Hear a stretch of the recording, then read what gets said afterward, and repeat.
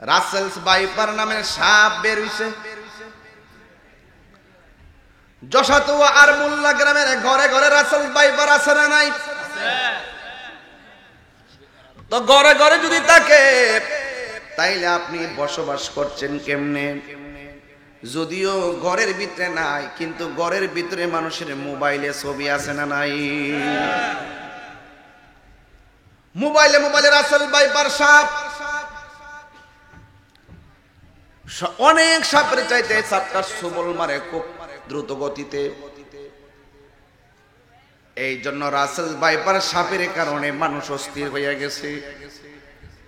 এই সাপগুলো কেন বেড়ে গেছে? আমার সমাজ থেকে শিয়াল উঠে গেছে, আমার সমাজ থেকে বেজি উঠে গেছে, আমার সমাজ থেকে গুইসাপ উঠে গেছে। গুইসাপ দেখলে এক বাড়িতে দেখলে 10 বাড়ির মানুষ মিল্লা গুইসাপ মারতে মাঠে নামে। নাইল্লা খেতের পাট খেতের চিপা চাপা দিয়ে বহুত গুইসাপ ছিল। এই গুইসাপ গুলির মারার জন্য আমরা পাগল হয়ে গেছি, কিন্তু গুইসাপের জীবনে কাউরে কাটতে দেখছেননি। যেই সাপটা কোনো ক্ষতি করে নাই আপনার, ওই সাপটাকে মারার জন্য পাগল হয়ে গেলাম। জীবনে কোন শিয়াল আপনাকে দৌড়াইয়া কামড় দিতে দেখছেন? শিয়াল দিনের বেলা মানুষের ঘরে আসতে দেখছেন? এই শিয়াল দিনের বেলা দেখলে 10 জন মিলে মারার জন্য পাগল হয়ে যায়। যুবক বারা বেজি দেখছেন? বেজি গুরুস্থানার জংলা দিয়া স্বর্গের এই পার থেকে ওই পারে চোখের পলকে চলে যায়, কিন্তু আপনাকে কোনোদিন বেজি কামড়াইতে আসে নাই। অথচ বেজি দেখলে আমরা দৌড়াইয়া মারতে যাই। যখন আমরা বেজি মাইরা শেষ করে ফেলাইছি, শিয়াল মাইরা শেষ করে ফেলাইছি, যখন আমরা গুইসাপ মাইরা শেষ করে ফেলাইছি, তখন বিষধর সাপগুলো রাস্তাঘাটে বেরিয়ে গেছে। কারণ এই সাপ ওই সমস্ত শিয়াল এবং বেজি এবং গুইসাপ যখন ছিল, ওই গুইসাপগুলো জঙ্গলার ভিতর থেকে ওই বিষাক্ত সাপগুলোকে তারা টেনে টেনে খাইতো। এই জন্য বিষাক্ত রাসেলস ভাইপার সাপ বেড়ে গেছে। আগের মতন বেজি নাই, গুইসাপ নাই। যেই সাপে সাপ খায় ওই সাপের নাম গুইসাপ। জঙ্গলার ভিতর থেকে পানির চিপা থেকে গুইসাপ সাপ বের করে করে খাইতো। এই জন্য গুইসাপ কমে গেছে, শিয়াল কমে গেছে, আর বেজি কমে গেছে। যুবক ভাইয়ের আমার, বিষধর সাপের ডরে দেখলাম অনেক জেলার মধ্যে সাপ বেরিয়ে গেছে। এই রাসেলস ভাইপার সাপটা গোল কইরা মাটিতে বসে থাকে, মানুষ দেখলে সবল দেওয়ার জন্য পাগল হয়ে যায়। সবলটা দেওয়ার পর দ্রুত গতিতে উজা বাদ্যার দিকে না সুইটা জেলা সদর হসপিটালে যেতে হবে। তাইলে আপনাকে সুন্দর করে তারা ট্রিটমেন্ট করবে।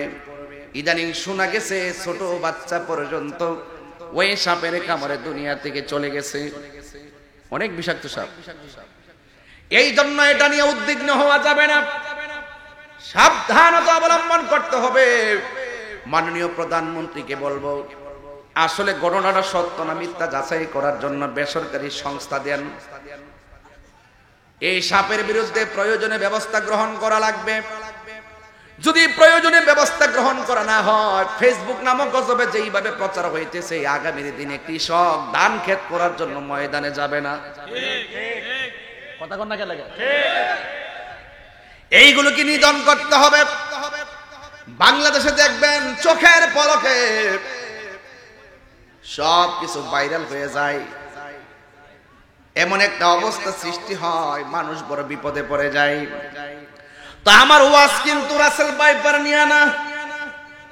আমার ওয়াজ হইলে আপনারা সাবধান থাকবেন, উদ্বিগ্ন হলে চলবে না। ঘরে বিছানা টিছানা জারো দিয়া শুইবেন। তবে আসলে কতটুকু সত্য সেটাও যাচাই করে দেখতে হবে। যদিও সাপ দেখা যায় আর চাইতে বিষাক্ত সাপ ঘরে ঝোপঝাপের মধ্যে থাকে কিনা বলেন? আমরা এত উদ্বিগ্ন আগে হয় নাই। এই জন্য আমি বলতে চাই, যশোর বাবা, ও মোল্লার বাবা, ওয়াজটা রাসেলস ভাইপার নিয়ে না। একটা রাসেলস ভাইপার সবুলের ডরে আপনি ঘরের কোনায় বসে আছেন, একটা রাসেল ভাইপারের ডরে আপনি বাহিরে বের হইতে চিন্তা করেন, কিন্তু এর চাইতে বিষধর সাপ অন্ধকার কবর দেশে আছে না না? আমার ওয়াজ হলো সেখানে মোল্লা গ্রামে কেউ যদি রাসেলস ভাইপার দিয়ে আক্রমণ হয়, দৌড়াইয়া জেলা সদর হসপিটালে যাবে, উপজেলা স্বাস্থ্য কমপ্লেক্সে যাবে, কিন্তু কবরের ভিতরে এর চাইতে বিষধর সাপ, যেই সাপের দৈর্ঘ্য হলো 450 কিলোমিটার। আল্লাহু আকবার করে। ওয়াজ মনে বুঝতেছেন না আমার নাকি? ওয়াজ কি বুঝতেছেন না? আমি আপনাকে সতর্ক করছি, ভবিষ্যতের অ্যালার্ট করছি। যেই সাপের দৈর্ঘ্য হলো 450 কিলোমিটার লম্বা, ওই সাপের মুখের মধ্যে 70 গজ লম্বা দাঁত, ওই সাপের চোখটা আগুনের চাইতে আরো লাল, ওই সাপের মাথার মধ্যে থাকবে মহিলাদের চুলের মতন চুলের গোছার, ওই সাপের শরীরে থাকবে দুর্গন্ধ, আর ওই সাপটা তোমাকে দংশন করার সময় বডিটা আলাদা কইরা 70 গজ মাটির নিচে ঢুকাইয়া দিব। দুনিয়ার সাপে কামড় দিলে ডাক্তারের কাছে দৌড়াইয়া যাবেন, কিন্তু কবরের সাপ যখন আপনাকে দংশন করবে, আপনি ওজা বাদ্যা দূরের কথা, আপনার সাপের কর্তনে, আপনার কান্নার আওয়াজের কষ্টের ভাগ নেওয়ার জন্য একটা বান্ধব কবরের মধ্যে পাওয়া যাবে না। কথা বলেন ঠিক কিনা? হায়রে মোল্লার বাবা, যশোতুয়ার বন্ধু, কি দিয়া ওয়াজ বুঝাবো? কবরবাসীর মাগফিরাতের আলোচনা। আরে যারা চলে গেছে তারা তো চলে গেছে, আমাকে তো চলে যেতে হবে। এই দুনিয়ার মানুষ বড় স্বার্থপর, 1 ইঞ্চি জায়গা তোমাকে করে দিবে না। কবরের কষ্টের ভাগ পৃথিবীর কেউ নিবে না, মৃত্যুর কষ্টের ভাগ পৃথিবীর কেউ নিবে না। অথচ আপনি সন্তানের জন্য সুদের টাকা ব্যাংকে রেখে গেছেন, সুদ খাওয়ার কারণে কবরের জুতার বাড়ি আপনি খাইতেছেন, কিন্তু ওই সুদের টাকা দিয়া আপনার সন্তান অ্যাপাচি হাং পালসার R15 দিয়া রাস্তাঘাটে টাউটারি বাটফারি করতেছে। কথা কোন ঠিক কিনা? হারামের মধ্যে কোনো আরাম নাই। এই জন্য সন্তানকে হারাম টাকার মালিক বানাইবার আগে সন্তানকে সুশিক্ষায় শিক্ষিত বানাইতে হবে। হারাম টাকা সন্তানের জন্য রেখে গেলে সন্তান এই টাকা দিয়া সিঙ্গাপুর যায়, পতিতালয়ে যায়, কিন্তু বাবার কবরে জিয়ারত করতে যায় না। আর সন্তানকে যদি হালাল টাকা খাওয়াইয়া মানুষের বাচ্চা বানায় যাইতে পারেন, লন্ডন থাকলেও বাবা মায়ের জন্য সন্তানের কবরে মনটা পড়ে থাকে। কথা কোন ঠিক কিনা? এই সন্তান বাপ মার কবর জিয়ারত করে।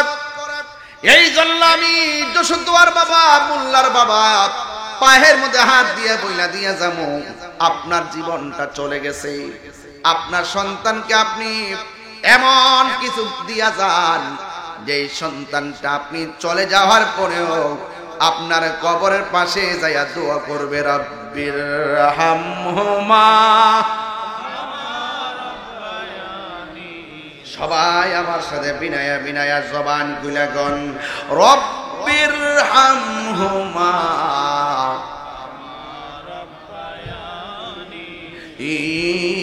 সগীরা। এ আল্লাহ, তুমি আমার যেমনে ছোটবেলায় মায়া করছো, আমার আব্বা আম্মারে কবরে তুমি এমন ভাবে মায়া কইরো। এই জন্য আমার যশোদুয়ার বাবা, ও আমার মোল্লার বাবা জিয়া পায়ের মধ্যে হাত দিয়া বলে দিয়ে যায়, একদিন আমাদেরকে দুনিয়া ছেড়ে চলে যেতে হবে। আমার আল্লাহ বলছেন, কাইফা তাকফুরুনা বিল্লাহি ওয়া কুনতুম আমওয়াতান ফাআহইয়াকুম সুম্মা ইউমীতুকুম সুম্মা সুম্মা ইউহয়িকুম সুম্মা ইলাইহি তুরজাউন।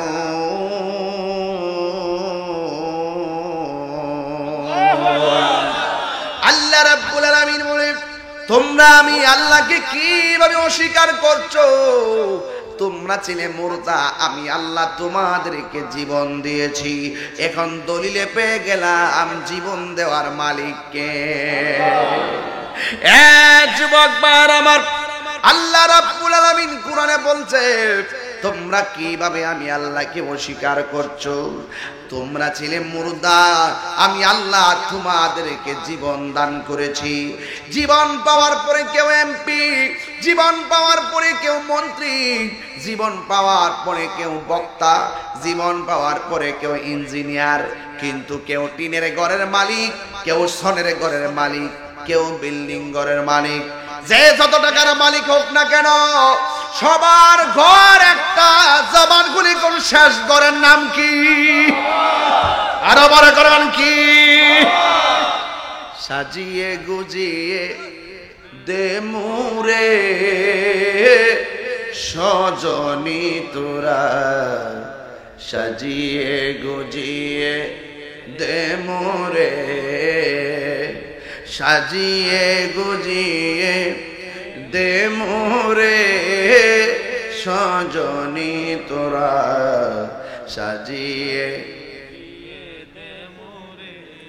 বড়ই পাতার গরম জলে শুয়ায়া মশারির তলে, বড়ই পাতা গরম জলে, বড়ই পাতা গরম জলে শুয়ায়া মশারির তলে, আতর গোলাপ চন্দন মেখে দে সজনী তোরা, সাজিয়ে গুজিয়ে দে মোরে, সাজিয়ে গুজিয়ে সজনী তোরা, সাজিয়ে গুজিয়ে দে মোরে।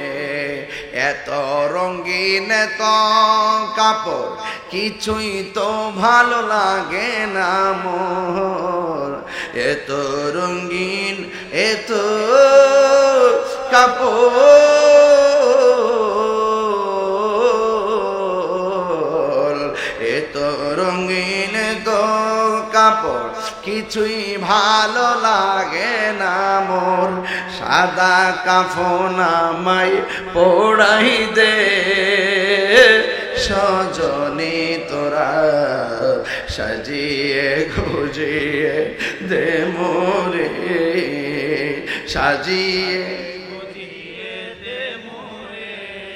সজনী তোরা, সাজিয়ে গুজিয়ে দে মোরে। জোরে জোরে কি আল্লাহু আকবার বলা যাবে না? হায় রে নবীনগরের বন্ধু,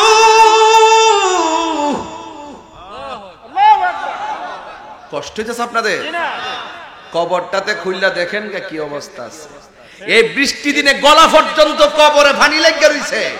আরে একটা পানি খিচ্চা দিলাম না, কবরে হাড্ডিগুলো বাসতেছে, একটা কবরে খবর জানলাম না সে সুখী কিনা দুঃখে আছে। কথা কোন ঠিক না? আজকে যেই লোকটা রাত্রে নিষেধে কবরে পড়ে আছে, একদিন আপনি আমিও পড়ে থাকবো। আজকে আমরা যেমন তাদের খবর নেই না, আমাদের খবর কেউ নিবে না।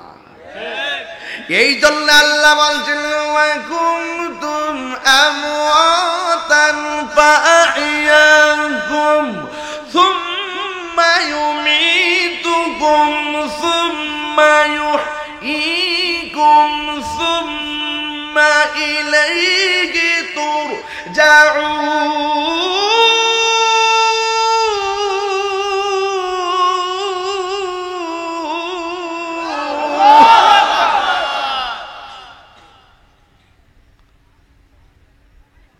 কেউ টিনের ঘরের মালিক, কেউ বিল্ডিং ঘরের মালিক, কেউ 1000 টাকার মালিক, কেউ কোটি টাকার মালিক, আজকেও আমি বিকাল বেলা ঘরের মধ্যে বসলাম, একজন লোকের ওয়াজ বুঝাইতাছি আর বলতেছি, তুমি কয় বেলা খাও? কয় বেলা? কথা কন না। ও কোটিপতি, তুমি কয় বেলা খাও? কয় মেন তো 3 বেলা টুকিটাকি খাবার খায়, ওকে, কিন্তু আমাদের সকাল দুপুর এবং রাত্র প্রচলিত 3 বেলা খাবার। কোটিপতিও খায় 3 বেলা, রিক্সাওয়ালাও খায় 3 বেলা। হয়তো বড় লোকেরা বালা তরকারি দিয়া খায়, গরিবের একটু নরমাল দিয়া খায়। যদিও তারা 8 প্রকার আইটেম দিয়া খায়, আলুর ভর্তার ডাইলের মজা আছে না না? হ্যাঁ, ওই যে খেরলুল পড়তেছে ধরো বেড়া আজেরা পাও আলুর ভর্তা ডাইলটা ফাইলা কিও আলুর ভর্তা ডাইলটা ফাইলে কি তার কিছু লাগে না গীতা? হ্যাঁ, মজা নেই কি তাও? কি সমস্যা? কি খারাপ লাগতেছে? শেষ করে দিতাম নি? লাইনটা ঠিক আছে নেওয়াজে? আমি যেটাই কই না কই, আমি কিন্তু লাইন ঠিক রাখুন। মাঝে মাঝে যদি কিছু কথাবার্তা কই, এটা খালি ইউটিউবের কাইটটা ছাইরা দিয়ে দিকেন, আমার সমস্যা। এটা না ছাড়লে তো তাহিরি আছি। হ্যাঁ, এই ইউটিউবাররা, তোরা ইডি আর সারিস না, তোরা ফটো ধরে কই, আর আমার মারিস না তোরা। আমি খালি কিছু কথা ওয়াজের লাগে না কই, তোরা ওয়াজের বাইরে না ছাইরা দেশ কি লাগে, আমি এটা বুঝলাম না কিছু। হ্যাঁ, তোরই তো সরস, তোরার মধ্যে তো আছে বাজান। সত্যি করে আপনার খারাপ লাগতেছে বাজান? আমি যাইছি, আপনার কষ্ট লাগতেছে? আমি কি লন্ডন থেকে আইছি বাজান? বনবের বেড়ায় ঘরের ছেলে ঘরে আইছে বাজান। তবে একটা কথা কইতাম চাই, আমরা বনবারের বেড়াইতে মেজাজ গরম, দিল নরম। আমার কথা করা কথা কইলো, সামনে গেলে হাতটা মিলাই লাই। তবে আল্লাহর রাস্তা ফাড়ত ধরে কই, আর বদনাম করেন না।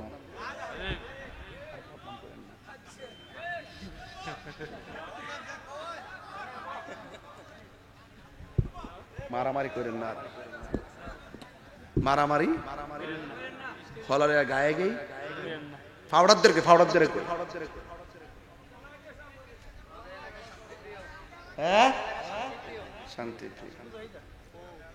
বোঝা হয়ে যায়, দুই গ্রামের এক ঈদগাহ বোঝা হয়ে যায় শান্তি প্রিয় বাবা। তারপরে কয়া যায় শয়তান মরছে না। এই এই এই এই বাবা কই যাও বাজান? বাজার কই যায় না, একটু জিরাইতেছি আমি। এক খেলা যে 30 মিনিট কথা বলছি না, কষ্ট লেগেছে, এখানে খাই মাত্র। গরম বেশি আর খাওয়ানটা কি কম খাওয়াইছে? মাছের ডালটা দিয়া লাস্টিক ভালো লাগছে না? তুই জিব্বা ঘুরাইস না পাগলা, জিব্বাটা এবার ভিতরে তস না হালি চিন্তা করে বাজান। তবে আমি কথাটা কইতাম না ইসলামকে লেগে জানেননি, বড় লোকে যে 3 বেলা খায়, আমরা খাই। কেউ হয়তো 10 তলাতে ঘুমা, কেউ টিনের ঘরে ঘুমা। 10 তলার রাত যেটা আমার রাইতো, 10 তলার দিন যেটা আমার দিনও, 10 তলার গরির কাটা যেটা আমারও, 10 তলার বিল্ডিং এর মালিকের শেষ গড়টা যেটা গরিবেরও। তো বাহাদুরি করেন কি লেগে? টিয়া বেশি যাস না কবর, ভাবটা আইব যা টিয়া বলা, টিয়া বলা, টিয়া বাইরে বাইরে দুমা উড়াইব।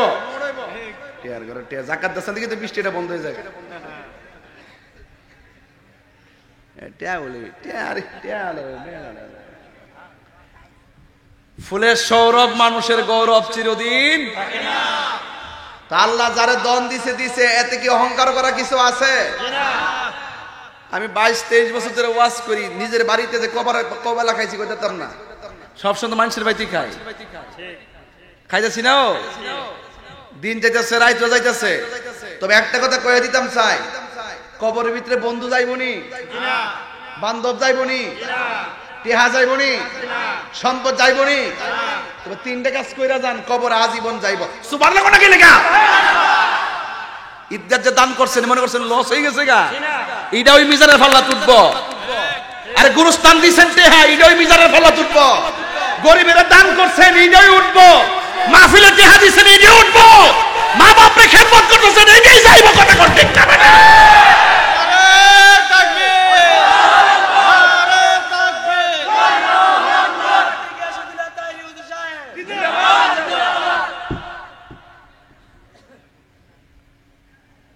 সন্তান রাখিয়া যাবেন, ভালো সন্তান, কুসন্তান রাখিয়া যাবেন না। ভালো সন্তান রাখিয়া যাবেন, এই সন্তান যখন দোয়া করব আকাশের বৃষ্টির মতন এই সওয়াবটা কবরের ভিতরে আপনার মার কবরে চলে যাবে। দিন একই, গড়ি কাটাও একই, রাত একই, হায়াত শেষ, কিন্তু আসল ঘরের নাম কি? বিল্ডিং না কবর? আল্লাহ বলছে আমি তোরে জীবন দিছি, এই জীবন ভাই আমরা আল্লাহরে বুইল্লা যাই। যে জীবন দিলে হেরেই বুইল্লা যাইতেছি, তাইলে আমার মধ্যে নিমুখ খারাম কি পৃথিবীতে কেউ আছে? যে আল্লাহ একটু ফেরির বেদনা দিলে রাত্রেবেলা ঘুম হইতো না, আসমানটা বার করলে গোয়াল করে বাস নিয়ে গোড়া ঠিয়া দেয়, কিন্তু আল্লাহ বাসায় রাহে দিক না। একটা করোনা দিছিন লকডাউন, লকডাউন সব ঘরের ভিতরে বাস দিয়া দিয়া রাস্তার মধ্যে বের দিছে, কোন গাড়ি যেতে নাই তারে মানুষ যেতে। একটা মিস কল দিছে, যেই করোনার নাম জীবন ও মুরব্বীরা শুনছে না, গড়ে তাহন লাগবো। আবার এমন একটা রোগ দিব, গড়ে থাকলে ধরবো, বাইরে তাহন লাগবো। রাসেল ভাই পারাইছে না, ওখান যদি গড়ে গড়ে আলি রাসেল ভাই ডুবে কই যাইবা, কো উপায় নাই, বাইরে তাহন লাগবো। বাস দিয়ে তুই যাবো সাপ। হ্যাঁ রাসেল ভাই, তবে একটা কথা কইয়া দিয়া যায়, কবরে সাপ আসেনি, আসেনি, দেখা যা সব দিক দিয়ে বন্ধ। কেমনে ডুহে? ডুহা কেডা?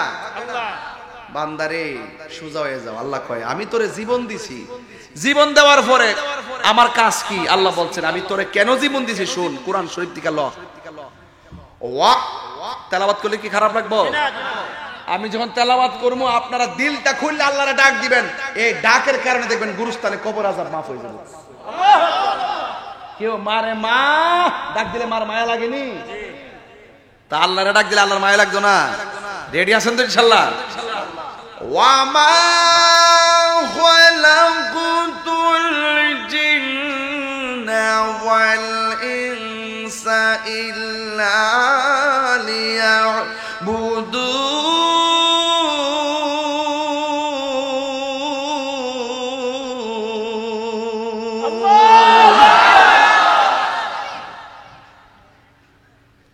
আল্লাহ রাব্বুল আলামিন বলেন আমি মানুষ এবং জিন জাতিকে সৃষ্টি করেছি একমাত্র আমি আল্লাহর গোলামি করার জন্য। আল্লাহ রাব্বুল আলামিন বলেন বান্দা আমি তোরে জীবন দিয়েছি, আমি আল্লাহর গোলামি করার জন্য তোরে জীবন দিয়েছি, তুই আমার গোলামি করবি। আপনারা জবান খুলে বলেন সেজদা করার মালিক কে? আল্লাহ ছাড়া কি কাউকে সেজদা করা যাবে? কোন মাজারে গিয়া কি সেজদা করা যাবে? আমরা কি মাজারে গিয়া সেজদা করি না, জিয়ারত করি? আজকে আমার দেশের অনেক মানুষ আমাদেরকে মিথ্যা অপবাদ দেয়, কয় আমরা মাজারে যাইয়া বলে সেজদা করি, আমরা মাজারে যাইয়া বলে পূজা করি। যারা সুন্নাত তরিকা কবর জিয়ারতকে পূজার সঙ্গে তুলনা করে এরা কোনোদিন মুসলমান হতে পারে না। কথা বলেন ঠিক কিনা? পূজা হয় মন্দিরে, মাজার পূজার জায়গা না, মাজার হলো জিয়ারতের জায়গা। কথা বলেন ঠিক কিনা? বলেন। এই জন্য আল্লাহ বলছেন আমি তোরে জীবন দিয়েছি, প্রথম কাজটি আমার ইবাদত করবি। আর ইবাদত কবুল হওয়ার জন্য পূর্ব শর্ত হলো আমার নবীর মহব্বত। কথা বলেন ঠিক কিনা? এই জন্য আল্লাহ বলছে আমি তোরে জীবন দিয়েছি, কিন্তু আমি আল্লাহ তোর জীবনের বাতি নিবাইয়া দিমু। কি দিয়া নিবাইবা? আল্লাহ বলেন সুম্মা ইউমিতুকুম, অতঃপর আমি আল্লাহ তোর মৃত্যু দিয়া তোর জীবনের বাতি নিবাইয়া দিমু। যুবক ভাইয়ের আমার, এখন মনে করছেন মৃত্যু হয়ে গেলে বুঝি সব শেষ। না না, মৃত্যু হলে সব শেষ না। মৃত্যু হলে আনুষ্ঠানিকতা শুরু হবে। দাদার আনুষ্ঠানিকতা যেমন ছিল আপনার আনুষ্ঠানিকতা এমনই হবে। নানার আনুষ্ঠানিকতা যেমন ছিল আপনার আনুষ্ঠানিকতা এমনই হবে। নানির আনুষ্ঠানিকতা যেমন ছিল আপনার আনুষ্ঠানিকতা এমনই হবে। ফুফুরের আনুষ্ঠানিকতা যেমন ছিল আপনার আনুষ্ঠানিকতা এমন হবে। কারণ মরে যাওয়ার পরে সর্বপ্রথম আনুষ্ঠানিকতা হলো একটি সুখ সংবাদ, মোল্লা গ্রামের এমক মিয়া এতটার সময় মারা গেছে। এই এলানটা যেমন হয়েছে মসজিদে, আপনি মারা গিয়া দেখেন আপনার এলানটা মসজিদে বাজা অপেক্ষা করছে। কতক্ষণ ঠিক কিনা? আপনি মারা যাওয়ার পরে মসজিদে এলান হবে। আপনি মারা যাওয়ার পরে বাজার থেকে কাফনের কাপড় কেনা হবে। আপনি মারা যাওয়ার পরে বড় গাছের পাতা পাড়া হবে। আপনি মারা যাওয়ার পর আপনার জন্য বড় গরম জল করা হবে। আপনি মারা যাওয়ার পর মসজিদের খাট চলে আসবে। আপনি মারা যাওয়ার পরে আপনাকে 3 বাদ দিয়া কাফনটা পরাইয়া, মহিলা হইলে 5 কাপড়, পুরুষ হইলে 3 কাপড়। জীবনে কতবার শুনছেন পুরুষের কাপড়ে কেন 5টা, পুরুষের কাপড়ে কেন 3টা, মহিলার কাপড়ে কেন 5টা? এই কথা দিয়ে কোনো মৌলবীরা কয় না। লাল কাপড় নীল কাপড় এত কাপড় ছিল, সব ওয়াজে প্রশ্ন রাইখা দিয়া যায়, কেউ দি কয় না এত কাপড় থাকতে সাদা কাফন দিয়ে আমার লাশটা কেন বাইন্ডিং করা হবে? এই কথা দিয়ে কোনো মৌলবী ওয়াজে কয় না। এই যুবক ভাইয়ের আমার, বড়ই পাতার গরম জল করবে। এত পাতা আছে দুনিয়ার জমিনে, অন্য কোন পাতা দিয়া গরম জল করা হয় না। বড়ই পাতার জল দিয়া কেন গরম জল করা হয়? এই কথা দিয়ে কোনো মৌলবীরা কয় না। এই জন্য যুবক ভাইয়ের আমার, ভালো করে হাকিকতের ভিতরে ডুব দেন। দাদার আনুষ্ঠানিকতা আমার আনুষ্ঠানিকতা অপেক্ষা করতেছি। আপনারা জবান খুলে কোন শেষ গোসলটা দেওয়ার পরে, গোসলটা দেওয়ার সময় নাক দিয়া তুলা ঢুকাই কি ঢুকাই না? কান দিয়া ঢুকাই কি ঢুকাই না? কেন গেল গেল মায়া, মায়া রে মায়া। ওই আমি গোসল করাবো, নাক দিয়া যেন ভিতরে পানি না ঢুকে, এই জন্য নাক দিয়া তুলা ঢুকাইয়া দে, কানের মধ্যে তুলা লাগাইয়া দে। কান দিয়া যেন ভিতরে পানি না ঢুকে, এই জন্য কানের মধ্যে তুলা দিয়া দে। গোসলটা করে পেটের মধ্যে চাপ দিয়া, পায়খানা রাস্তা দিয়া পায়খানা বের হলো, টিস্যু দিয়া তুলা দিয়া গামছা দিয়া পরিষ্কার কইরা দে। কত মায়া আমার আদর কইরা শেষ গোসলটা গড়াইয়া দি। ও বন্ধুরে, ও মোল্লার বাবারা, ও আমার যশোর বন্ধুরা, এত মায়া করে তোমার আমার গোসলটা যখন দেয়, মানুষগুলা চতুর্দিকে কাপড় টানাইয়া দেয়।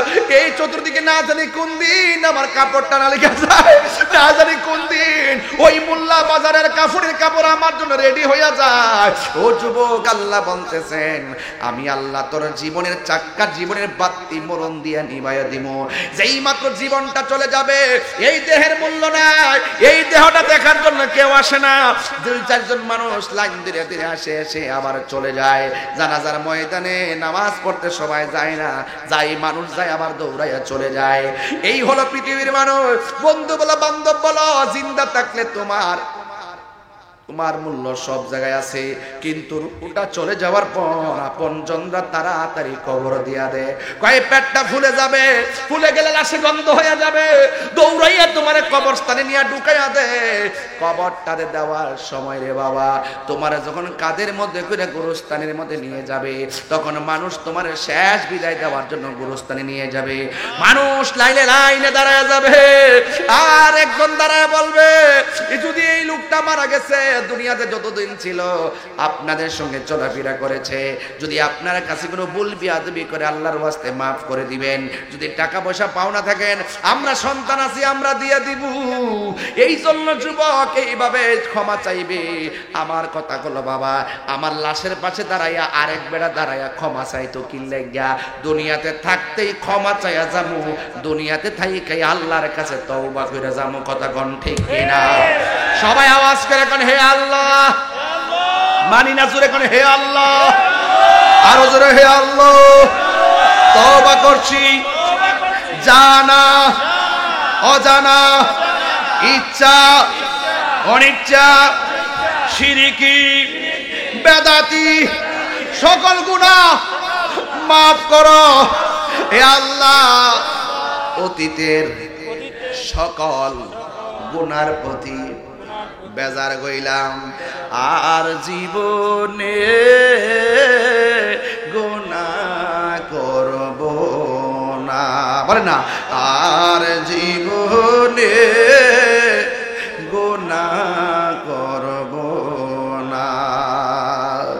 বন্ধ না, সবাই সবাই বন্ধ নাই রে বান্ধব নাই রে, যে জায়গায় তিনবার কন্যা আল্লাহ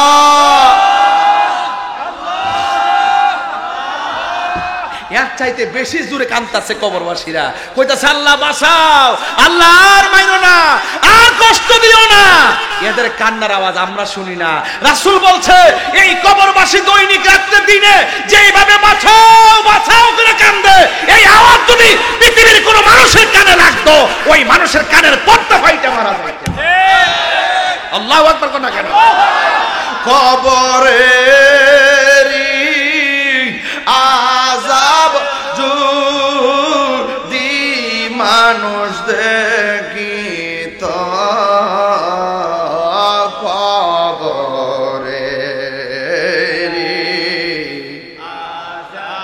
আল্লাহ, আপনি একটু দেখেন না, দি মানুষ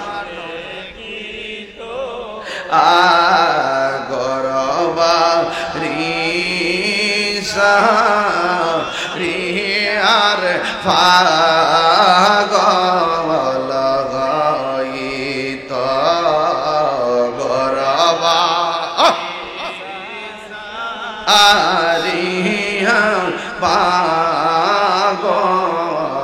গাই বন্ধ নাই রে বান্ধব নাই রে, যে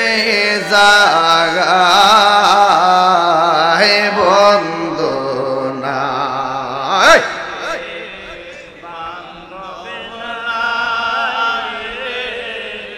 যে জায়গায় সেই জায়গার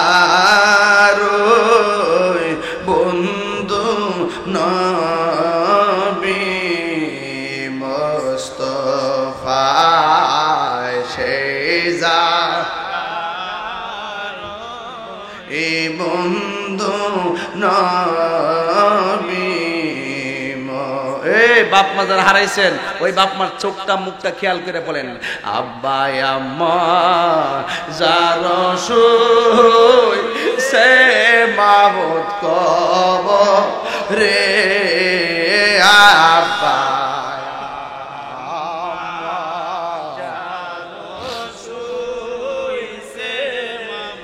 কবরে মাফ গয় রাদাও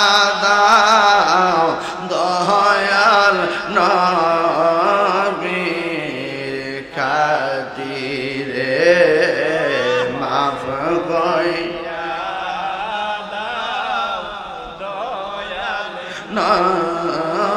নবীর খাতিরে। এ যুবক ভাইরা রে, এই কবর বড় সাংঘাতিক, না জানি আনুষ্ঠানিকতা কোন দিন আমরা সামনে দাঁড়িয়ে যাই। লাশ হইয়া শুয়ে গেলে আমার হাত লড়বে না, পা লড়বে না, বাপের মাথার বান্ডা খুললা আমার লাশটা মানুষে দেখে দেখে চলে যাইব, কিন্তু আমার কবরে আপনজন কেউ যাবে না। আল্লাহর হাবিব বলেন এই কবর বড় সাংঘাতিক, এই কবরের ভিতরে গেলে বেনামাজি হইয়া কবরের ভিতরে গেলে ওই কবরের ভিতরে তিনটা শাস্তি অবধারিত। এক নম্বর শাস্তি হলো বেনামাজি হইয়া কবর গেলে ওই কবরটা আল্লাহ এত ছোট করে দিবেন, বাম পাশের হাড্ডিগুলো ডান পাশের হাড্ডির ভিতরে ঢুকে যাবে, বাম পাশের হাড্ডিগুলো ডান পাশের হাড্ডির ভিতরে ঢুকে যাবে, এমন একটা চাপা মারবো তখন বান্দা আল্লাহর ডাক দিয়া বলবো, আল্লাহ মাটির চাপা আর সহ্য হয় না, আবার দুনিয়াতে পাঠাও, দুনিয়াতে যাই আমরা নামাজ পড়বো।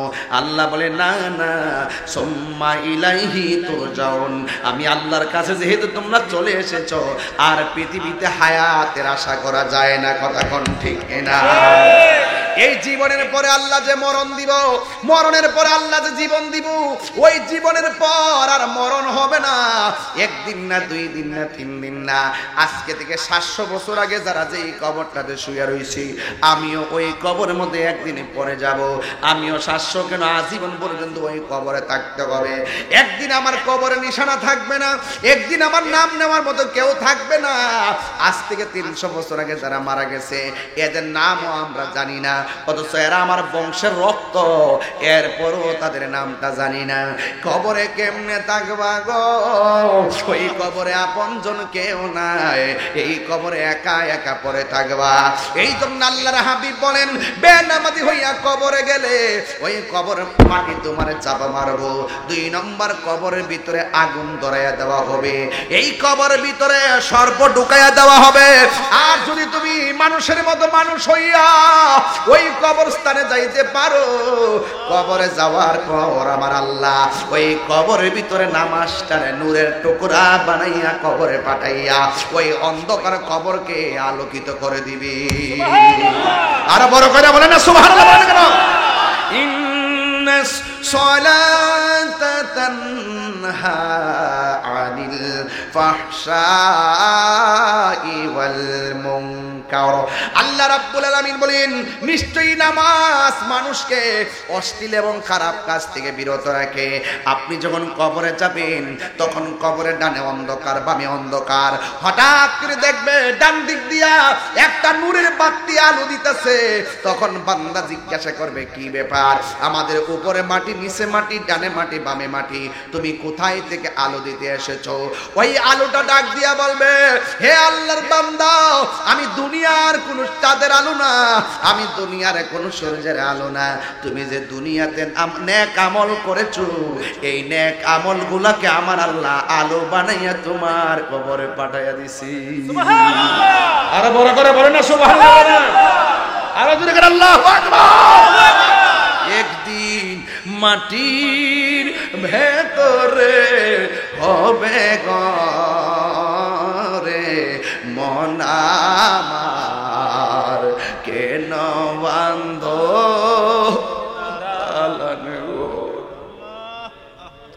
রে মন আমার, কেন বান্ধ দালান গো?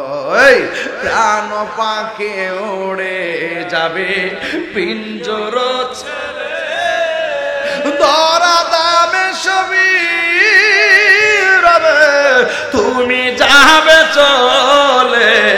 সবাই, প্রাণ পাখি উড়ে যাবে পিঞ্জর ছেড়ে, ধরা দামে সবই রবে, তুমি যাবে চলে। বন্ধু বান্ধব যত, মাতা পিতা তারা শত, বন্ধু বান্ধব যত, মাতা পিতা তারা শত, হয়ে যাবে সবই তোমার পরে মন আমার, কেন বন্ধ দালান ঘর রে মন আমার, কেন বন্ধ দালান ঘর।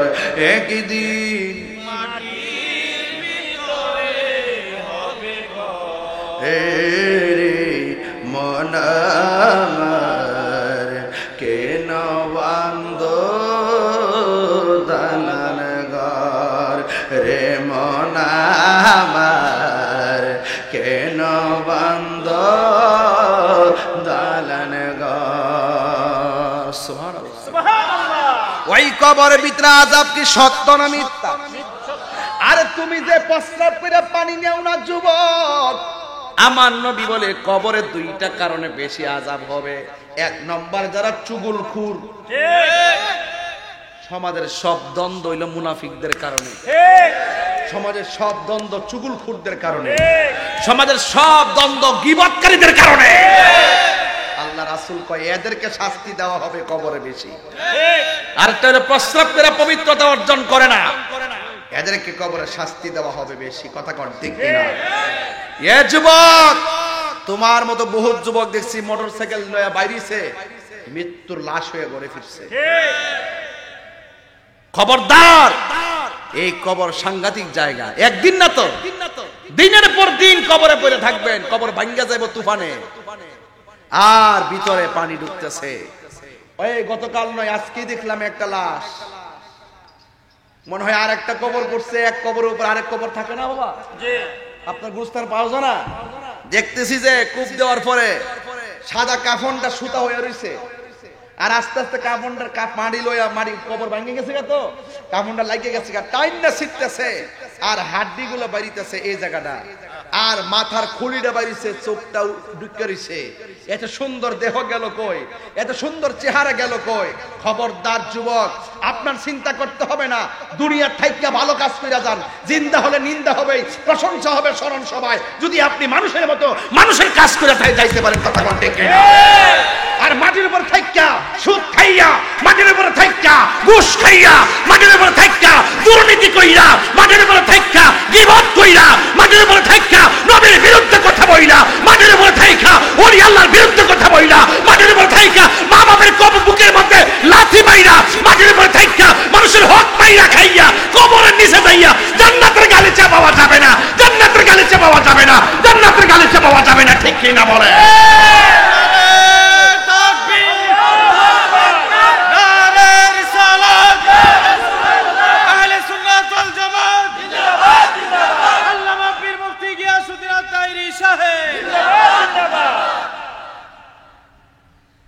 মানুষের মতো যদি মানুষ হতে না পারে, কবরে যাওয়ার পরে বাস পচার আগে লাশ পচে যাবে। আর মানুষের মতো যদি মানুষ হতে পারেন, কবরে যাওয়ার পরে আপনার দেহের ভিতরে মাটি স্পর্শ করা হারাম। মরার পরে সুযোগ হইবেন না মরার আগে? এর লেগে যা করবেন মাটির উপর থাকিয়া করে যান। ইন্নাকা লা তাজরি মিনা শাউকিল ইনাব, আঙ্গুরের গাছ থেকে কাঁঠালের আশা করা যায় না। মাটির উপরে 2 নম্বরই কইরা মাটির নিচে যায়, 1 নম্বর বিছানা পাওয়া যাবে না। আমি কি সত্য বলতেছি? তো মরার আগে না মরার পরে? যা করব মরার আল্লাহ, তোমার তো ডাকার মতো ডাকতাম পারি না, কি তা করতাম? ও বান্দা চেষ্টা করে যা, তবে হৃদয়ে রাখিস আমি আল্লাহ একজন আছি। আল্লাহ তোমার তো মানি, কর্ম তো করতাম পারি না, আল্লাহ কর চেষ্টা করে যা। এরপরও তো পারি না, চেষ্টা করে যা। এরপরও তো পারি না, চেষ্টা করে যা। লা তাকনাতু মির রাহমাতিল্লাহ, আমার রহমত থেকে নিরাশ হইস না। ঠিক ঠিক, রহমত দেওয়ার মালিক কে? আল্লাহ। আরো জোরে বলেন কে? খবরদার, দাড়ি পাইকে গেছে কোনো টেনশন নাই, বুড়া মানুষ বেহেশতে যাবে না। বুড়া মানুষ কোনো লাভ নাই, মন খারাপ করে লাভ নাই। 33 বছরের জোয়ান বানায় বেহেশতে ঢোকাইব ক্লিন শিপ কইরা, আবার সাথে দিব 70 জন। হেকো এটা তুই ঠিক বুঝো, কাম তো করস না, আবার ও ও বলে এটা তো বেড়ো। ফেসবুকে একটা ফেক আইডি দেখলে পাগল হয়ে যাবে, সোজা না। ওইটা ভাই তো গেলে মরার পরে লবিং কইরা নাকি না মরার আগে? মরার আগে লবিং করতে হইব। কেমনিটা ভাবা যাবে, কার লগে সম্পর্ক করতে হইব। চাকরি লেগে কত লবিং করে না, এই বেহেশতে যাইতে গেলে লবিং লাগবো। এই লবিং কার সাথে করবেন? সোনার মদিনাওয়ালার সাথে। কথা কোন ঠিক না বেঠে? ওখানে সম্পর্ক করেন। সোনার মদিনা বহু দূরে, সোনার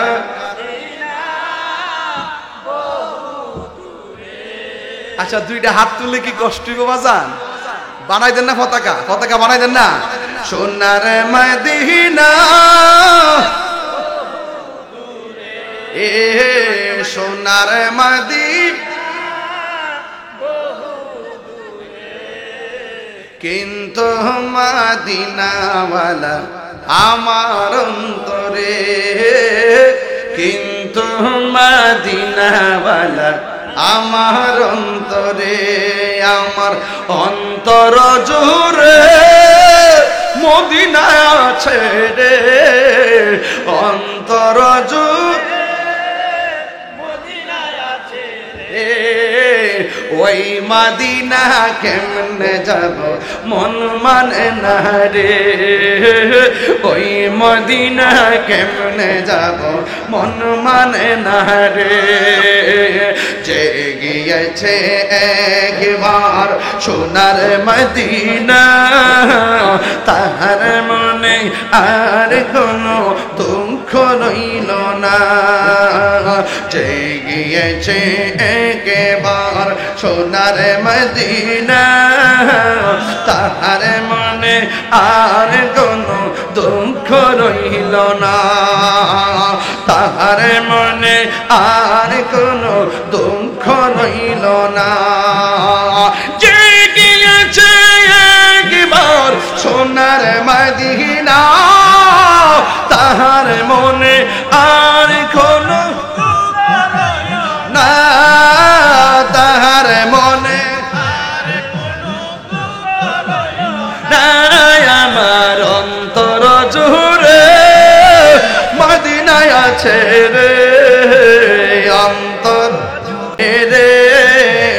ওই মদিনা কেমনে যাব মন মানে না রে, ওই মদিনা কেমনে যাব মন মানে না রে। রাসূল তুমি শোনো গো আমার ফরিয়াদ, চুমুকেতে বাড়িয়ে দাও নূরানি হাত। রাসূল তুমি শোনো গো আমার ফরিয়াদ, চুমুকেতে বাড়িয়ে দাও হাত, চুমুকেতে বাড়িয়ে দাও নূরানি হাত। আমার মন কান্দে রে, প্রাণ কান্দে রে, মন কান্দে রে, প্রাণ কান্দে রে। ওই মদিনা কেমনে যাব মন মানে না রে, ওই মদিনা কেমনে যাব মন মানে না রে। বলো সোনার মদিনা সোনার মদিনা কিন্তু মদিনাওয়ালা আমার অন্তরে, কিন্তু মদিনাওয়ালা আমার অন্তরে।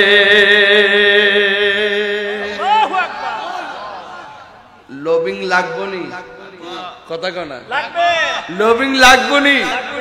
এই লবিং করতে গেলে কি কোনো ঘুষ লাগে? এই লবিং লাগতে কোনো জনমত লাগে? বলছে ও উম্মত তোরা শুধুমাত্র তোদের ভালোবাসাটা আমি নবীর কদমে দিয়া দে। আরে আপনার ভালোবাসা যদি আপনি নবীর কদমে দিতে পারেন, হোক বাড়িটা যশোতুয়া, হোক বাড়িটা মোল্লা, হোক মুরাদনগর, হোক নবীনগর, হোক কোম্পানিগঞ্জ, আপনি যদি নবীকে 100% ভালোবাসা দিতে পারেন, আপনার টাকা লাগবে না, মদিনায় যেতে হবে না, মদিনাওয়ালা আপনার ভাঙ্গা ঘরে এসে হাজির হয়ে যাবে।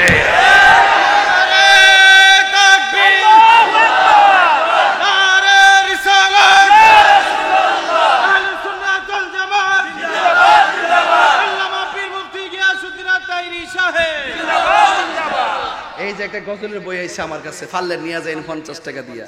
এই যে সুন্দর জায়গা, ভালোবাসার জায়গা মদিনা, ভালো লাগার জায়গা মদিনা। বলো ভালোবাসা ভালো লাগার জায়গা মদিনা। এই তো সুন্দর জায়গা কোথাও দেখি না, কোথাও দেখি না।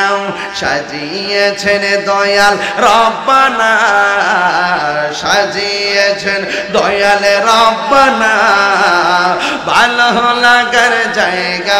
এই যুবকরা যুবকরা, গজল গেলে খারাপ লাগে নাকি?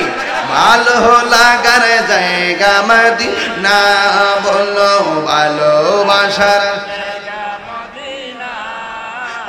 ভালো লাগার জায়গা মদিনা। একদিন কবর যাব, কেউ তো যাবে না, একদিন কেউ তো যাবে না, যাবে না আমার শাহে মদিনা, যাবে না আমার ভালো লাগার জায়গা মদিনা, বলো ভালো লাগার জায়গা মদিনা, ভালোবাসার জায়গা মদিনা। যতই দুরুদ পড়ি তৃপ্তি মিটে না, পাগল ছাড়া আশেক ছাড়া প্রেমিক ছাড়া অন্য জানে না, ভালো লাগার জায়গা মদিনা। নবীর দরবারে লোভিং লাগে? কারোর ধরতে হয়, ঘুষ দিতে হয়, কিন্তু কি দিতে হয়? প্রেম দিতে হয়। কি দিতে হয়? প্রেম দিতে হয়। প্রেম আছে বলেই পৃথিবী এত সুন্দর। শুনেন, লক্ষ লক্ষ বছর একটা কবরে পড়ে থাকবেন, যেই দিন ইসরাফিল সিংহা ফু দিবে সেই দিন কি হয়ে যাবে? কথা কোন? কিয়ামত হয়ে যাবে। আরে কি হয়ে যাবে? কিয়ামত হয়ে যাবে। কিয়ামত কি সাধারণ কোনো কথা? জি না। আরে কিয়ামত কি সাধারণ কোনো কথা? কুল্লু মান আলাইহা ফান। আল্লাহু আকবার। ইস, আমি কিরে যে হাফেজ হতে পারলাম না রে। কি তারে বাবা? কারণ আইছে অতকার আইছে। কারণ চারে ভাড়া লিখছে দশকা। কি তারে মাইক দি করা রে? কারিডা নাম কি তারে? ও গণেশা, নাম হইতো গণেশা। সুবহানাল্লাহ। হ্যাঁ বাবা রে, কারণ চারে বাপলা লিছ। আরে বাপ রে বাবা, আওয়াজ ওরে বাবা, মারহাবা কোনা গেলে কে? হাফেজ হইলে আরো সুন্দর করে তেলাওয়াত করতে পারলাম। মিলে কুল্লু মান আলাইহা ফান। আল্লাহু আকবার। কি তারে কথা দিকে হয়? কথা কোকেলা শুধু আল্লাহরে ডাক দিবেন। আমি চাই যে আওয়াজের কারণে কবরবাসী আজকে আনন্দে খেলতেছে। খবর লে দেখেন, হেরা কইতাছে তাকদা মাহফিলে আরো সলক দে, আরে সলক দে। কবরবাসীরা খুশি না বেজার? আমার পোলা আমার জন্য আজকে দোয়া করবে, আমার স্বামী আমার জন্য দোয়া করবে, আমার সন্তান আমার জন্য দোয়া করবে। এটাই হলো কবরবাসীদের চাওয়া। কথা কোন ঠিক কিনা? কুল্লু মান আলাইহা ফানি ওয়া ইয়াবকা ওয়াজহু রাব্বিকা যুল জালালি ওয়াল ইকরাম।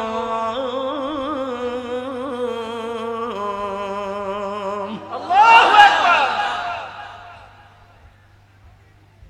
সব শেষ হয়ে যাবে। রাসূল বলেন একটা ময়দান বানানো হবে। ময়দান, ময়দানটা আসমানও না জমিনে? আমরা দেশের অনেকে হাসরে মারতে বলে আসমানে হইব। ইতালে বেফতারা কথা। আসমান তো বাইঙ্গার টুকরো হয়ে পড়ে যাবে, আর কি তা আছে উপরে? এটা হবে শাম দেশে, জমিনটা হবে শাম দেশে। কিয়ামতের ময়দানটা, হাসরের মাঠটা। আর মাটিটা কিন্তু এই মাটি হইতো না, এটা তামার মাটি। কি মাটি? তামার মাটি। 8 বিঘা উপরে সূর্যটা উঠবো, এই তামার মাটির উপরে সূর্যের তাপটা যখন 12টা মুখলে হারিয়ে যাবো গা, মাটি কে আর তামা থাকবো না, আগুন হইব। কথা কোনা কি হইব? আর রাসূল বলছেন এই মাঠটার দিকে সবাই কবর থেকে উঠতে টাইট টাইটটা যাইব। আল্লাহ করে কইতেন না। রসুল বলেন যে ওই মুহূর্তে যদি ওই মাঠে কেউ সন্তান প্রসব করত, মাঠটা এত গরম হবে, সে মাঠের গরমের কারণে সন্তানের পেটের উপরে পা দিয়া দাঁড়াইতো। এমন নাফসি নাফসি করবো, হাজি নিজের জন্য চিন্তা করব। কই কবরের দিকে মানুষ উলঙ্গ অবস্থা হয়ে যায়। আয়েশা সিদ্দিকা রাদিয়াল্লাহু তাআলা আনহা বলেন, ইয়া রাসূলুল্লাহ, একজনের লজ্জাস্থান একজন দেখতে পারবে, এটা কেমন ধরনের মাঠ? রসুল কয়, আয়েশা রে, এমন মাঠ হইব কবর থেকে উঠানোর সময় গাঁটটা ভাঙিয়ে তুলবো, এমনি এমনি দেবে, এমনি এমনি, আর সূর্য চোখে লাগবে, এমনি এমনি দেবে। মাথার খুলিটা ফাইটটা উড়ে যাবো, আর মাথার মগজ গুলা বাতের মারের মতন, আল্লাহু আকবার করে গেলে বাতের মারের মতন মগজ গুলা সিটটা সিটটা পড়বে। আর ওই মাঠটা দিয়া দাঁড়াইবো 50,000 বছর, ওই মাঠটা দাঁড়াই থাকবে কি এক খারা 50,000 বছর। এও আবার এই বর্তমানে একদিনের মতন না, একটা দিন অনেক অনেক লম্বা। ওই মাঠে দাঁড়ায় থাকবো। আদম নবীর কাছে আমরা কমু, আদম গো তুমি তো প্রথম নবী, একটু কৌনা আল্লাহর হিসাবটা শুরু করতে, হিসাবটা শুরু করতে বুঝলে। 50,000 বছর পর্যন্ত সব নবীর কাছে দৌড়বো, সবাই কবে আমার ভাবতাম না। যার কথার দ্বারা হাসর মাঠের হিসাবটা শুরু হইব, তিনি হলেন তোমার আমার নবী রাহমাতুল লিল আলামিন। ওই নবীর দরকার আসেনি? কবরে নবী থাকবো নি? কবরে কি নবীর ছবি দেখাইব না সরাসরি থাকবো? আমরা দেশের কিছু মোল্লারা ইচ্ছা মানে না। ইতানটা যখন আমি মুখ খুললে কই, তখন হেরা আমার কথা ভালো লাগে না, আমার বিরুদ্ধে রেখে দেয়। তোর মানলে মানো, না মানলে নাই। কবর যায়া দেহ অবস্থা কি তা অবস্থা। হাসরের মাঠে মানুষ কি কাপড় পরে উঠবো না উলঙ্গ অবস্থায়? একজন মাত্র লোক জান্নাতের কাপড় পরে হাসরের মাঠে আসবে, সুবহানাল্লাহ। তিনি হলেন রাহমাতুল লিল আলামিন। তার জন্য একটা সিংহাসন থাকবে, সিংহাসনের নাম হইল মাকামে মাহমুদ। সব নবী কানবো নিজের লাগিয়া, আল্লাহ বাঁচাও, আল্লাহ বাঁচাও। আর আমার নবী কাঁদবে উম্মতের জন্য, সুবহানাল্লাহ। তো নবী দরকার আসেনি? এই দাঁড়া, এই ক্যামেরা লাল গেঞ্জি ওই তো উঠে না। গত জুম্মা পড়ছ? হারি তো রোজা রাখছো নি? দুই একটা গত রমজান। আচ্ছা, ঈদের নামাজ পড়ছো নি? রোজা ঈদের নামাজ পড়ছ? রোজা ঈদের নামাজও পড়ছে, ঈদের নামাজও পড়ছে, জুম্মাও পড়ছে, রমজানে রোজাও রাখছে। রাখ বয়ালি একটা সুবাজি দিছে তোলা জায়গা, এটার নাম এই সুবাড়ি নিচে তা গরম লাগে না, এটা বুঝতে লাগে না, ওখানে গাতা হয়ে যায়। পতলা নাচলে সুবা টিকতে হ্যাঁ।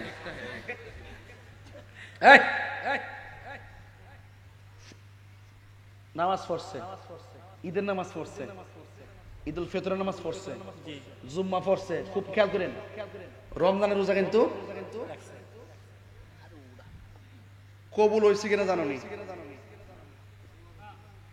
আল্লাহ জানে। কইতারে না 10 বছর থেকে 50 বছর পর্যন্ত নামাজ পড়ছেন, ফুলাফান বুঝতো না, মুরব্বীরা বুঝবেন আমার ওয়াজ। বলেন বুকে হাত দিয়া বলেন, নামাজটা কবুল হয়েছে কিনা? একদিন কি ওয়ারেন্টি কার্ড পাইছেন? গ্যারান্টি কার্ড পাইছেন? কবুলের সার্টিফিকেট পাইছেন? তো জীবনে এত লেখাপড়া করে এত সার্টিফিকেট দিলেন, আর ইবাদত কবুলের সার্টিফিকেট আপনার হাতে নাই, তাহলে আপনি কি নিয়ে কবরে যাবেন? কি নিয়ে হাসরের মাঠে উঠবেন? তাইলে আপনি কি নেবেন? ও তাহির হুজুর, নামাজের গ্যারান্টি কার্ড নাই, রোজার গ্যারান্টি কার্ড নাই, হজের গ্যারান্টি কার্ড নাই, জিকিরের গ্যারান্টি কার্ড নাই, একটা গ্যারান্টি কার্ড আছে, এটা লই এই হাসরের মাঠে উঠবো, এটা লই এই কবরে যাব। সেটা আবার কি? তাই আমি আমার নবীর জানের চাইতে ভালোবাসি, এটার মধ্যে কোনো সন্দেহ নাই, এটার মধ্যে কোনো সন্দেহ নাই। কথা ঠিক কিনা?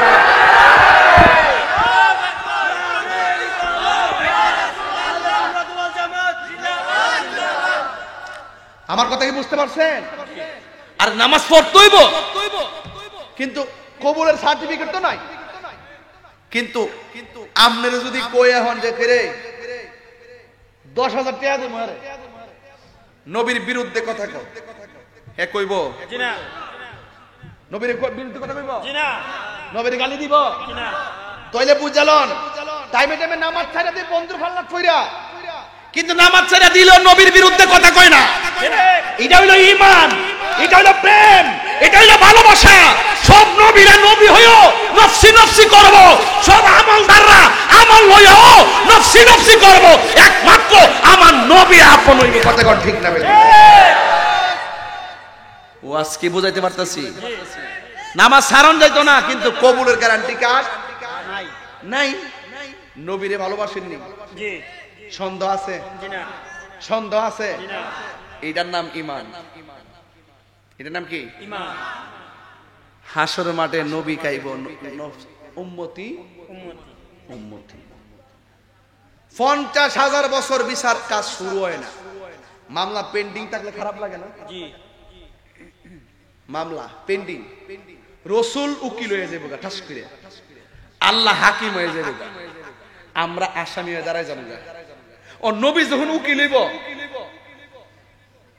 আমরা যখন আসামি হবো আসামির পক্ষে নবী যখন উকিল আসামির বিরুদ্ধে তখন উকিল নাই কথা কোনা জি না জি না মামলা কি আর থাকবো জি না বুঝালেন ভাই বাবা ওয়াজটা বুঝতে পারছেন কেমন লাগবে ডলার খাইয়া কালার ফাল্টাইন না টিয়া খাইয়া ইমান বেচছেন না নবীর প্রেমে পড়ে থাকেন সুবহানাল্লাহ সুবহানাল্লাহ নাই কোন বন্ধুগণ নাই দরদি নাই কঠিন দিন আমার নবী জীবনে ঠিক ঠিক রোজ হাসর কঠিন দিনে রাব্বুল আলামিন ওয়াহিদুল কাহার বলিয়া সাজিবেন হাকিম থাকিবে না দয়া মায়া স্নেহ মমতা কেউ হবে না কারো জন্য যাবি নদাতা হাই হাই হাহাকারে পয়রা যাবে ধনী পিপাসাই ফাটিব ছাতি মগজ গলে পানি কান্দিতে তাকিবে সেদিন আদমের আওলাদ কান্দিয়া জানাইব তারা তাদের ফরিয়াদ এই মুহূর্তে যাও না তোমরা সামনে দৌড়াইয়া সামনে তো নূর নবী সেজদায় আছে পয়রা এই কথা শুনিয়া সবাই করিবেন গমন নূরের নবীর কাছে যাইয়া দিবেন দর্শন যাইয়া দেখে দিনের নবী দিনেরও আম্বিয়া সেজদা দিয়া কানতে আছে উম্মতের লাগিয়া আল্লাহ বলে ও গো দোস্ত তোমারে দে কইয়া আধা সরে একটা কথা দিব গো বলিয়া 90 বছর আয়ু দিলাম দুনিয়ার ভিতরে 27 বছর কাটাই দিলাম মেরাজের ভিতরে 63 বছর আয়ু দিলাম দুনিয়া 63 বছর আয়ু তুমি দুনিয়াতে পাইয়া কত না কেন্দেছ দোস্ত উম্মতের লাগিয়া আল্লাহ বলে আরে রাসূল বলে ইয়া উম্মতি আমার উম্মতের কি হবে গতি গো উম্মতের জান্নাত দিয়া শান্তি দাও হাবিবের প্রাণ আল্লাহু আকবার বাজান আমরা জন্মসূত্রে সুন্নি আমার বাপ দাদা জন্মসূত্রে সুন্নি এবং এমন ভাবে দলিল দিয়া বুঝাইছে আমার নবীর শান কেউ যদি নবীর বিরুদ্ধে কথা বলে আমি বরদাস্ত করতে পারি না রাসূল নিজের জবান মুবারকে বলছে যদি হাদিসটা দেখাইতাম না পারি কান্দা কাইটা মোল্লা যশত আর ফাওন নিচে লাগাই দিয়ে আমরা স্টেপলার দিয়া রাসূল নিজে কইছে শাফাআতি লি আহলিল কাবাইর মিন উম্মতি আমার উম্মতের মধ্যে ঈমানদার আমারে ভালোবাসছে কিন্তু কবি দেখো না কইরা ফেলাইছে হাসরের মাঠে আসামি হইয়া গেছে কিন্তু আমি নবী তাদেরকে ছুড়াই লইয়া যামগা আমার পাগল হওয়ার কারণে আল্লাহু আকবার আল্লাহ দলিলটা দেখাইতে না পারলে কান্দা কাটলাম বেটা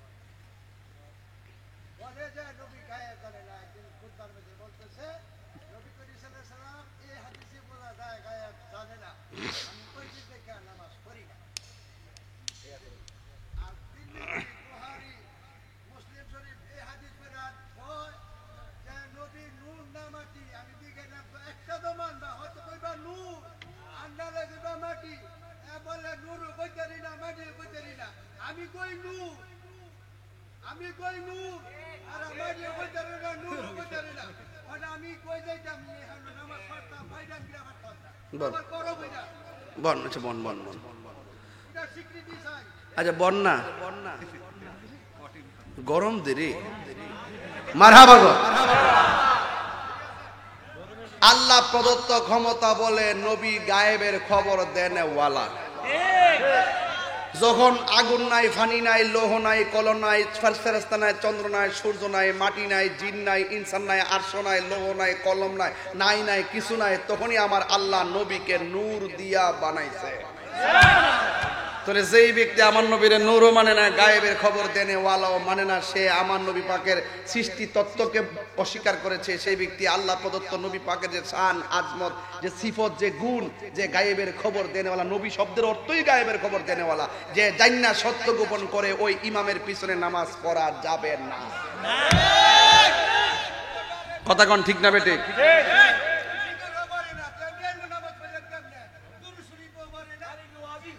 যাক আল্লাহ আপনাকে নেক হায়াত দান করুক, আমিন করুন।